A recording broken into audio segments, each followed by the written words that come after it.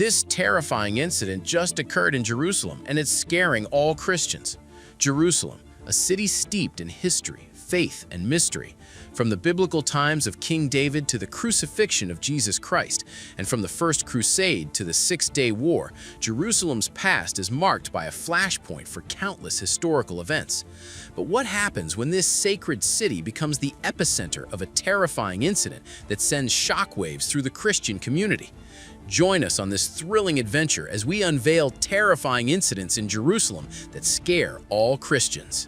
Hub of history, heart of faith, Jerusalem stands as a hub of religion and history, drawing people from all corners of the globe. It's a place of deep significance for Jews, Muslims, and Christians alike, with over a third of the world's population holding it sacred. For Christians, the city holds a special place in their faith because it's where Jesus experienced crucial moments like his Last Supper, arrest, trial, crucifixion, burial, resurrection, and ascension. As one of the oldest cities in existence, Jerusalem has seen its fair share of conflict. Historian Eric H. Klein notes its tumultuous past, with destruction, sieges, and captures happening numerous times over the centuries. Tensions between Israel and its Arab neighbors simmered for years after the 1948 Arab-Israeli War. Then, in May 1967, Egypt, Jordan, and Syria escalated matters by mobilizing their militaries and imposing a blockade on Israeli ships. Israel responded swiftly, decimating Egypt's air force in preemptive strikes and gaining significant ground in just 3 days. Despite Israel's plea for Jordan to remain neutral in Jerusalem, Jordanian forces attacked West Jerusalem, leading to Israel's capture of the entire city by June 7th. Since then, Israel has held control over Jerusalem, granting Muslims access to their holy sites while restricting Palestinians in the West Bank. This history of conflict explains the ongoing tensions involving Israel, Russia, Turkey, and other nations. Yet, amidst the strife, discoveries of Jerusalem's ancient wonders continue to unfold.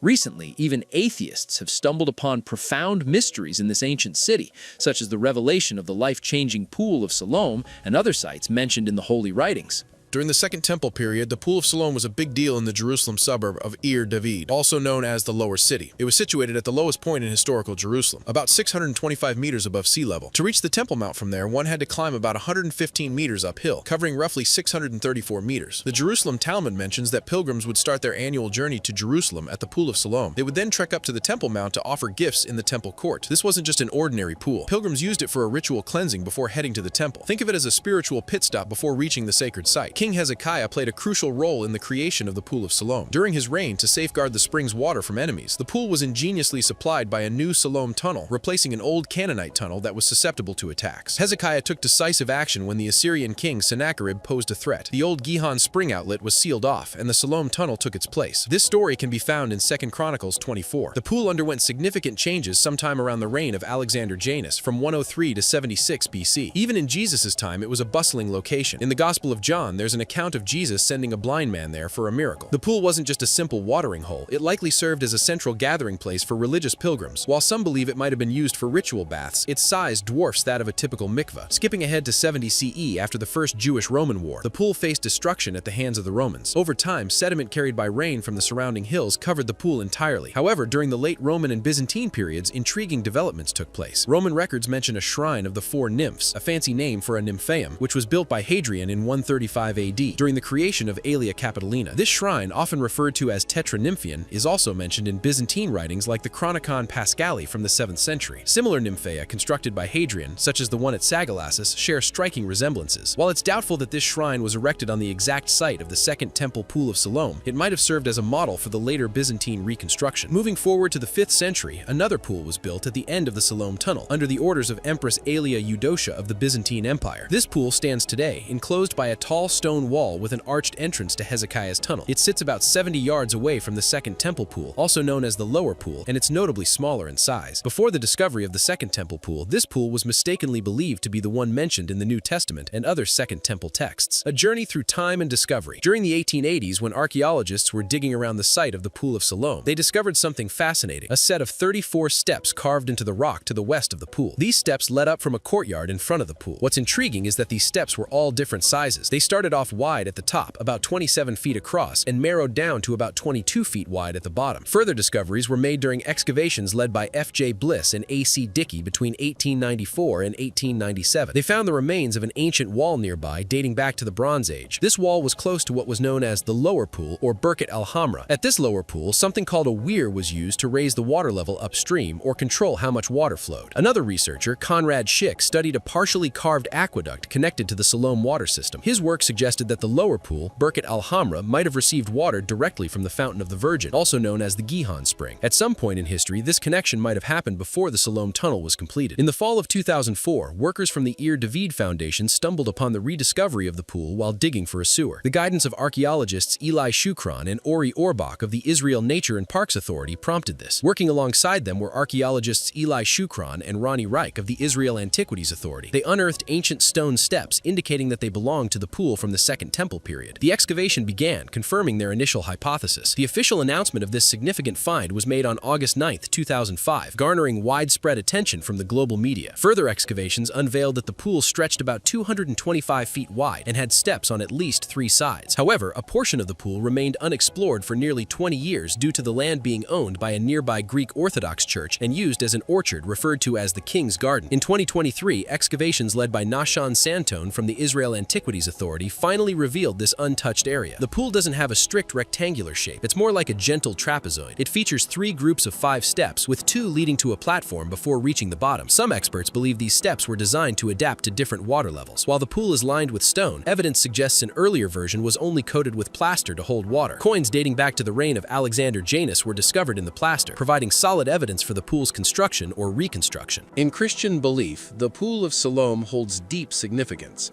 For Christians, believed to be the place where Jesus performed a miraculous healing. According to the Gospel of John, the story goes that a man was born blind. As Jesus and his followers walked past, the followers asked a common question of the time. Was the man blind because of his sins or because of his parents' sin? Jesus challenged this idea, saying that the man's blindness was a chance to show God's power. To heal him, Jesus made a paste with mud and spit, put it on the man's eyes, and told him to wash in the Pool of Siloam. The blind man did as Jesus said, and miraculously he could see again. This miracle, amazed the people in the neighborhood who knew the blind man as a beggar. They couldn't believe their eyes. Some doubted if this was the same man who had been blind all his life. The news spread, and the religious leaders, the Pharisees, got involved. They questioned the man, trying to find fault with Jesus' miracle. But the man, now able to see, stood firm and said Jesus must be sent by God to do such a wonderful thing. The Pharisees argued among themselves. Some didn't believe in Jesus, while others thought he might be a prophet. Things got intense when the Pharisees brought in the man's parents for questioning. Afraid of getting into trouble, they confirmed he was their son, but didn't explain how he got his sight. The Pharisees kept pressuring the man for answers. Frustrated with his faith in Jesus, they kicked him out of the synagogue. But Jesus found the man he healed and revealed himself as the Son of God. This tale teaches us more than just physical healing. It's a journey of spiritual awakening. The Pool of Siloam represents loyalty and belief. When the blind man washed in the pool, it showed a simple yet powerful act of trust in Jesus' words. The pool transforms into a meaningful spot where miracles intersect with a faithful heart.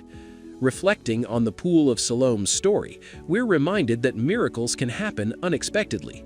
It urges us to face challenges with trust and loyalty, knowing that even in tough times, God can do amazing things. The Pool of Siloam, echoing themes of loyalty, healing, and enlightenment, continues to motivate believers today. Lessons in healing. The story of the blind man being healed in the Pool of Siloam reminds us of another healing tale from the Bible, the healing of Naaman. This story is found in 2 Kings 5. Naaman was a powerful military leader, the commander of Aram's army, and thus considered an enemy of Israel. To the people of Israel, he was seen as someone cut off from God's grace, not deserving of divine healing. His leprosy was seen as a punishment from God. However, when Naaman learns that the prophet Elisha can cure his leprosy, he travels to see him, hoping for a cure. Naaman even brings a considerable amount of wealth as payment for his healing. But Elisha's message to Naaman is simple. Go, wash yourself 7 times in the Jordan, and your flesh will be restored, and you will be cleansed. No amount of wealth can buy his healing. Initially, Naaman is hesitant to follow Elisha's instructions because he doubts the healing power of the Jordan's waters. He questions why he should use these seemingly ordinary waters when there are better rivers in Damascus. But here's the twist. Naaman's healing story shows us the greatness of God. It demonstrates that God's mercy extends to everyone, even to those who might be considered unworthy or enemies. Jesus also speaks about Naaman's healing, emphasizing that although there were many people with leprosy in Israel during Elisha's time, only Naaman, a foreigner, was cleansed. Naaman's healing was not because of the waters themselves, but because of the power and glory of the God of Israel. After his healing, Naaman acknowledges the greatness of the God of Israel, saying, "Now I know that there is no God in all the world except in Israel."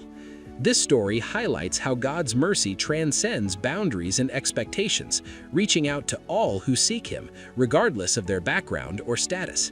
These two narratives share striking similarities. Just like Naaman's story, the account of the blind man's healing starts with questioning his moral state.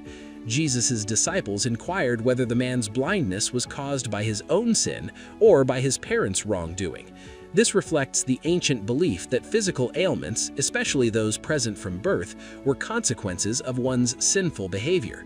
In the ancient mindset, misfortune was often seen as a punishment for wrongdoing. Hence, the blind man's condition would have been interpreted as a form of divine retribution. The subsequent discussion among the Pharisees and religious scholars underscores the prevalence of this belief. They regarded the blind man as irredeemable, beyond the reach of healing and salvation. The blind man's recovery can't be solely credited to the pool of Siloam. Just like Naaman believed the waters of Damascus were superior to the Jordan, the blind man might have thought the waters of Bethesda were better for healing than the pool of Siloam. In many aspects, going into the pool of Siloam for healing seemed illogical. Every aspect of the blind man's recovery in the pool of Siloam points to something beyond itself. Despite what some may think, Jesus intentionally chose a pool with no reputation for healing. This pool would be considered ordinary and commonplace. When Jesus heals the blind man, he does so in a manner that displays his ability to heal. Healing cannot be attributed to personal goodness, a special place, or a magical water source, as healing stems from the compassionate presence of Jesus. Like in the olden days, healing today happens in various ways. It could be through a gentle touch, comforting words, or even a simple immersion in water. We can also see healing through the work of medical professionals, like doctors, nurses, and researchers, or the use of medicines. However, just as Jesus' words were behind the healing at the pool of Siloam, his presence is the source of all healing, no matter how it happens.